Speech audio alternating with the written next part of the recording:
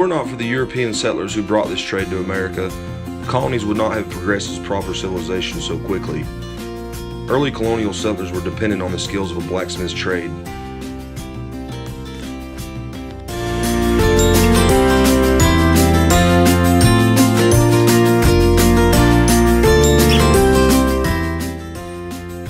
Common tools used by a colonial blacksmith would consist of a forge, an anvil, hammer, tongs, a vise, and a file. The anvil was the simplest of all blacksmith tools. It was nothing but a block of hard iron that was used as a surface when raw metal was hammered, so that it could be given the desired shape. It was basically shaped in such a manner that it could easily sustain blows of the hammer. Even today, the anvil is used by many metalworkers as a surface when they need to shape metal objects. The face, or top of the anvil, is plain and smooth and used to shape the object. One end of the anvil is shaped like a horn. This end is used in order to give a curved shape to the material being processed. The hammer was another basic tool used by the blacksmith, and the most important one as well. Colonial blacksmiths more often than not used a cross-peen hammer, generally weighing from 1.5 to 3 pounds. Sledgehammers were also used, generally for shaping heavy and huge pieces of iron. Some of these hammers were as heavy as 12 pounds. For a blacksmith, the basic purpose of a hammer was to beat and bend the hot metal into a preferred shape.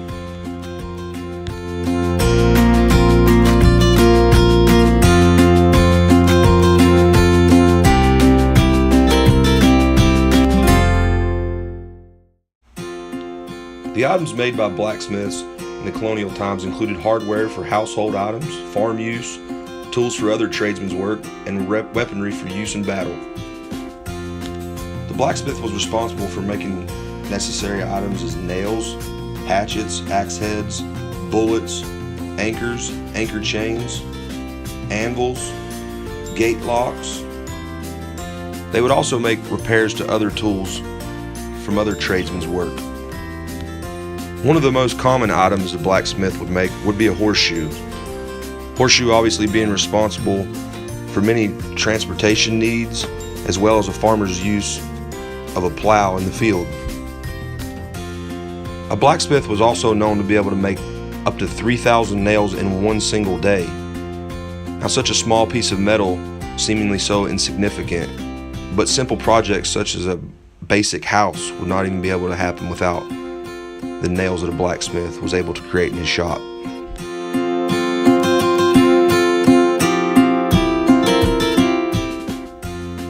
The blacksmith also created the tools that villages residents needed to work the land. They manufactured items like plows, spades, shovels, pitchforks, rakes, and sickles.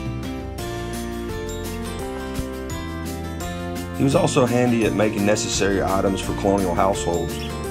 In addition to fabricating the latches, nails, and hinges that were necessary to build the homes, he would bend, weld, and rivet cooking pots, kettles, ladles, fireplace racks, and pot hooks.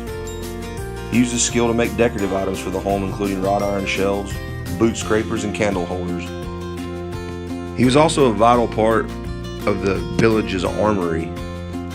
During times of crisis or war, he would probably make swords, help a gunsmith with a barrel.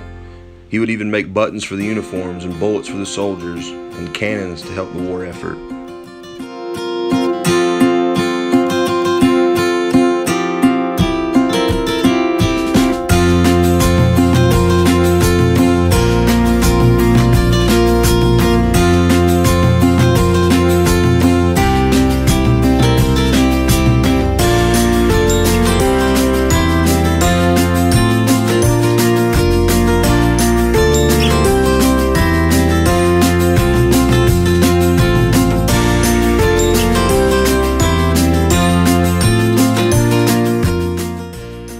There was a high demand for blacksmiths, especially for militias and the military.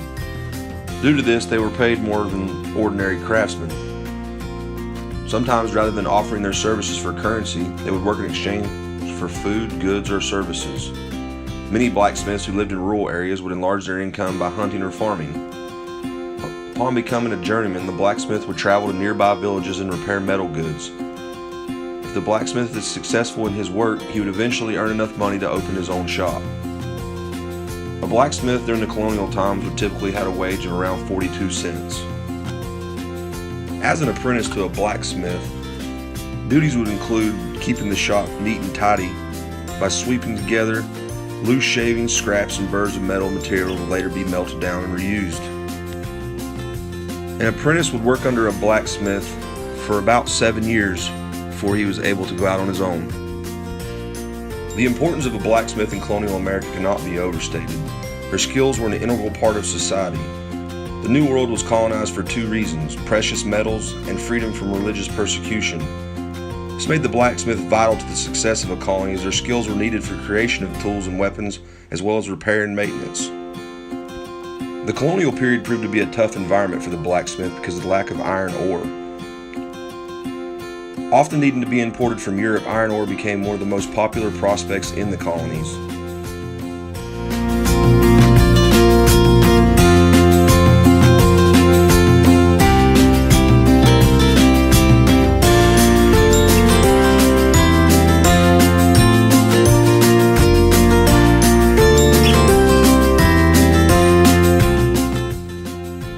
Blacksmithing has been around for centuries. It is one of the oldest ways of metalworking, if not the oldest. Blacksmithing dates back as far as 1500 BC. Black comes from the color of the metal after being heated and cooled. Smith coming from the word smite or to strike. Therefore, the blacksmith is one who strikes black metal. Blacksmiths helped build this country one piece of metal at a time. The blacksmith's workshop was known as a forge.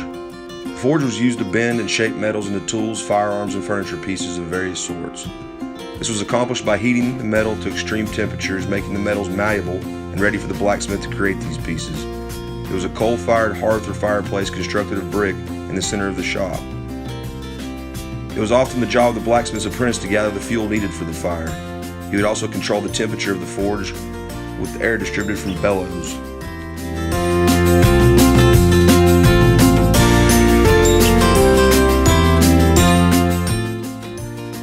The health risks related to the blacksmith trade included exposure to asbestos and metal fume fever, the latter being a common illness suffered after exposure to the chemicals produced from the fumes of the metals being worked on.